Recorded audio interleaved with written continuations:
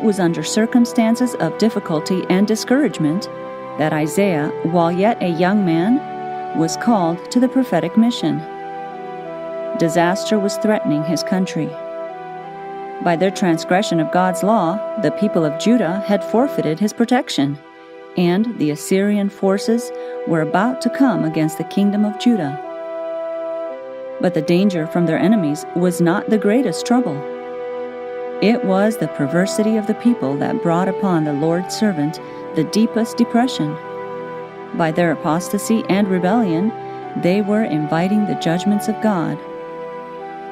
The youthful prophet had been called to bear to them a message of warning, and he knew that he would meet with obstinate resistance. He trembled as he viewed himself, and thought of the stubbornness and unbelief of the people for whom he was to labor. His task seemed to him almost hopeless. Should he in despair relinquish his mission and leave Israel undisturbed to their idolatry? Were the gods of Nineveh to rule the earth in defiance of the God of heaven? Such thoughts as these were crowding upon his mind as he stood under the portico of the holy temple. Suddenly, the gate and the inner veil of the temple seemed to be uplifted or withdrawn, and he was permitted to gaze within, upon the Holy of Holies, where even the prophet's feet might not enter. There rose up before him a vision of Jehovah sitting upon a throne, high and lifted up, while his train filled the temple. On each side of the throne hovered the seraphim, 2 wings bearing them up, 2 veiling their faces in adoration, and 2 covering their feet. These angel ministers lifted up their voices in solemn invocation. Holy, holy, holy is the Lord of hosts. The whole earth is full of his glory, until post and pillar and cedar gate seemed to tremble at the sound, and the house was filled with their praise. Never before had Isaiah realized so fully the greatness of Jehovah or his perfect holiness, and he felt that in his human frailty and unworthiness he must perish in that divine presence. "Woe is me," he cried, "for I am undone, because I am a man of unclean lips, and I dwell in the midst of a people of unclean lips. For mine eyes have seen the King, the Lord of hosts." But a seraph came to him to fit him for his great mission. A living coal from the altar was laid upon his lips with the words, "Lo, this hath touched thy lips, and thine iniquity is taken away, and thy sin purged." And when the voice of God was heard saying, "Whom shall I send, and who will go for us?" Isaiah, with holy confidence, responded, "Here am I, send me." What though earthly powers should be arrayed against Judah? What though Isaiah should meet with opposition and resistance in his mission? He had seen the King, the Lord of hosts. He had heard the song of the seraphim. The whole earth is full of his glory. And the prophet was nerved for the work before him. The memory of this vision was carried with him throughout his long and arduous mission. Ezekiel's vision. Ezekiel, the mourning exile prophet in the land of the Chaldeans, was given a vision teaching the same lesson of faith in the mighty God of Israel. As he was upon the banks of the river Kibar, a whirlwind seemed to come from the north, a great cloud and a fire enfolding itself, and a brightness was about it, and out of the midst thereof as the color of amber. A number of wheels of strange appearance, intersecting one another, were moved by 4 living creatures. High above all these was the likeness of a throne, as the appearance of a sapphire stone, and upon the likeness of the throne was the likeness as the appearance of a man above upon it. As for the likeness of the living creatures, their appearance was like burning coals of fire, and like the appearance of lamps. It went up and down among the living creatures, and the fire was bright, and out of the fire went forth lightning. And there appeared in the cherubims the form of a man's hand under their wings. There were wheels within wheels in an arrangement so complicated that at first sight they appeared to Ezekiel to be all in confusion. But when they moved, it was with beautiful exactness and in perfect harmony. Heavenly beings were impelling these wheels, and above all, upon the glorious sapphire throne was the Eternal One, while round about the throne was the encircling rainbow, emblem of grace and love. Overpowered by the terrible glory of the scene, Ezekiel fell upon his face, when a voice bade him arise and hear the word of the Lord. Then there was given him a message of warning for Israel. This vision was given to Ezekiel at a time when his mind was filled with gloomy forebodings. He saw the land of his fathers lying desolate. The city that was once full of people was no longer inhabited. The voice of mirth and the song of praise were no more heard within her walls.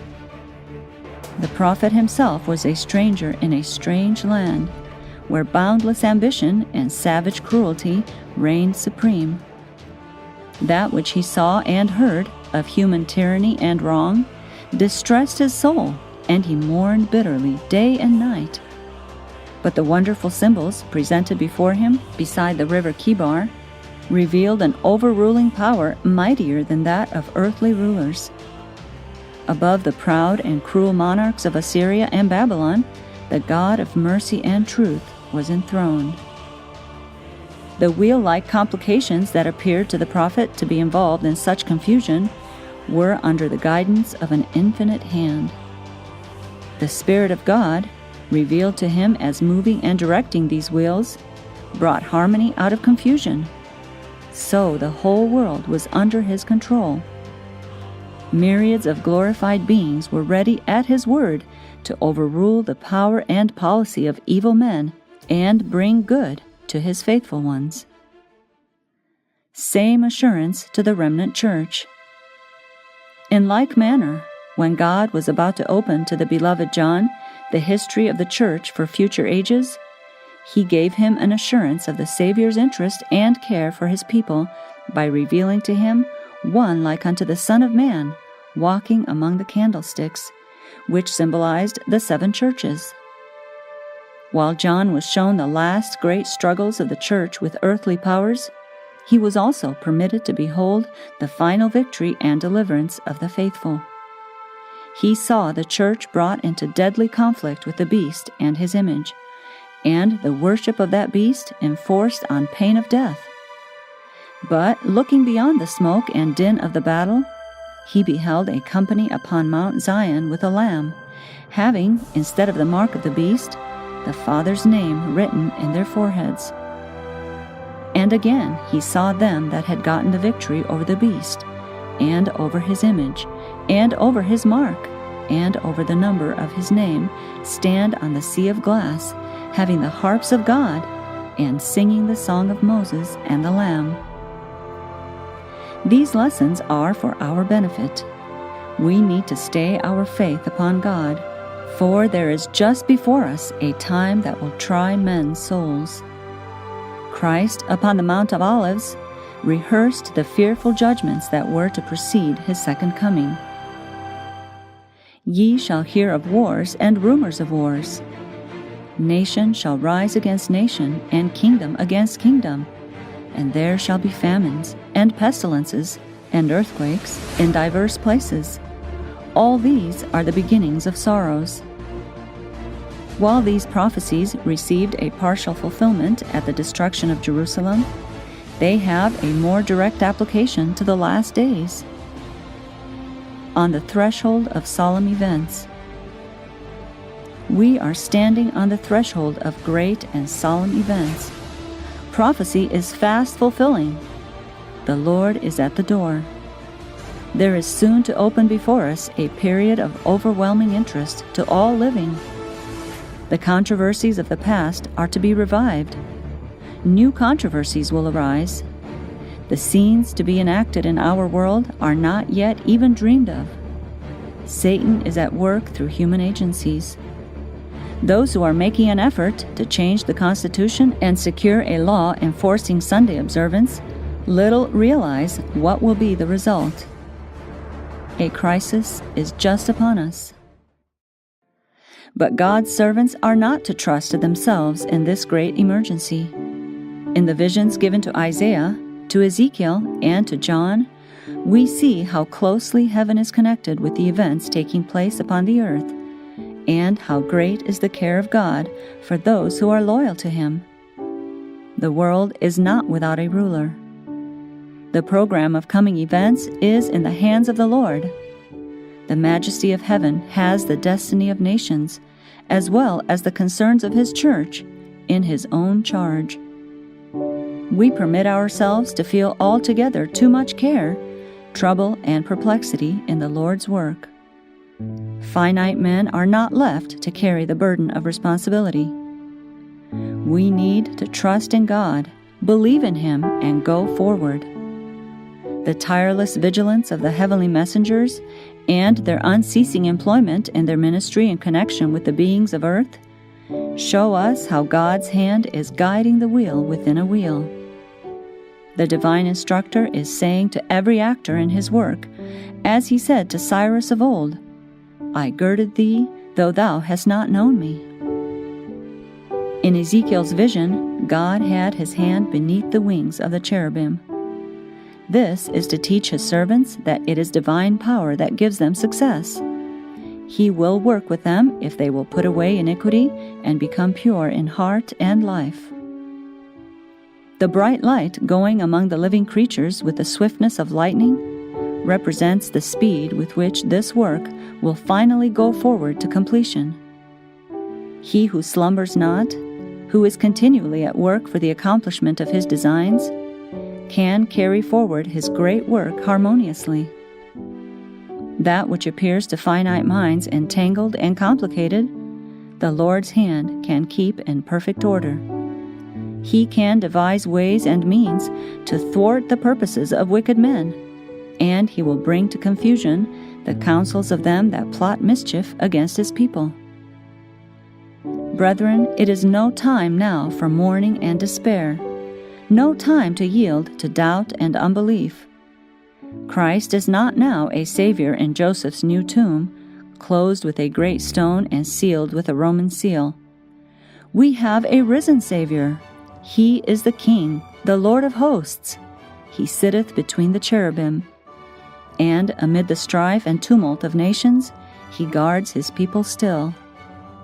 He who ruleth in the heavens is our Savior. He measures every trial. He watches the furnace fire that must test every soul.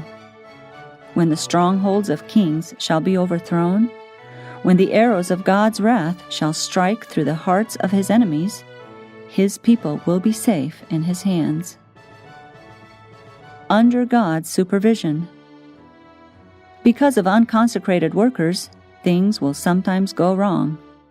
You may weep over the result of the wrong course of others, but do not worry. The work is under the supervision of the blessed Master. All He asks is that the workers shall come to Him for their orders and obey His directions. All parts of the work, our churches, missions, Sabbath schools, institutions, are carried upon His heart. Why worry? The intense longing to see the church imbued with life must be tempered with entire trust in God. For without me, said the great burden-bearer, ye can do nothing. Follow me. He leads the way. We are to follow. Let no one overtax his God-given powers in an effort to advance the Lord's work more rapidly. The power of man cannot hasten the work. With this must be united the power of heavenly intelligences. Only thus can the work of God be brought to perfection. Man cannot do God's part of the work. A Paul may plant and an Apollos water, but God gives the increase. In simplicity and meekness, man is to cooperate with divine agencies, at all times doing his best, yet ever realizing that God is the great master workman. He is not to feel self-confident, for thus he will exhaust his reserve force and destroy his mental and physical powers. Though all the workmen now bearing the heaviest burdens should be laid aside, God's work would be carried forward. Then let our zeal and labor be tempered with reason. Let us cease our efforts to do that which the Lord alone can accomplish.